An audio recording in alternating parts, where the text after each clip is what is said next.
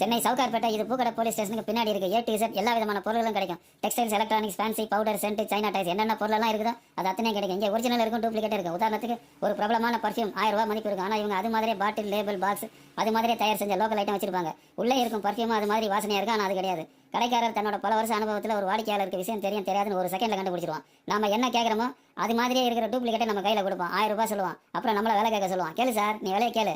நாமளும் ரொம்ப புத்திசாலித்தனமா ஒரு 700 ரூபாய் கொடுப்பா அப்படின்னு கேட்பான். ஆனால் உடனே அவன் இறங்கி வர மாட்டான். நமக்கு சந்தேகம் வந்துடும். கொஞ்சம் கொஞ்சமாக இறங்கி ஒரு 750 ரூபாய் கொடு சார் அப்படின்வான். நாமளும் அதே 700 ரூபாய் தான் நிற்போம். சரி சார், நீ இவ்வளோ கேட்குற, காலையில் போனே இந்த எடுத்துன்னு போ சார், நல்லா இருக்கு சார், நல்லா இருக்கு அப்படின்னு நம்மளை தூக்கி வச்சு பேசுவான். அந்த டூப்ளிகேட் பொருளோட தயாரிப்பு செலவு 50 ரூபாய் தான் இருக்கும். அது கடைக்காரருக்கு வரும்போது 100 ரூபாய் வரும். ஆக நம்ம கிட்ட அவன் காசு பார்த்தது 600 ரூபாய். ஆனால் இந்த திருட்டுத்தனம் தெரியாமல் பல பேர் யூடியூப்ல மார்வாடியை பற்றி பெருமையாக பேசுவாங்க. அவங்க ரொம்ப புத்திசாலி, உழைப்பாளி, 24 மணி நேரம் வியாபாரத்தை பற்றி தான் யோசிப்பாங்க, அப்படி இப்படின்னு பேசுவாங்க. ஆனால் அதெல்லாம் ஒரு மண்ணும் கிடையாது. அவன் வீட்டில் இருக்கிற ஒவ்வொரு கட்டுக்கட்டான பணமே தமிழன் தலையில் அரைச்ச மிளகா தான்.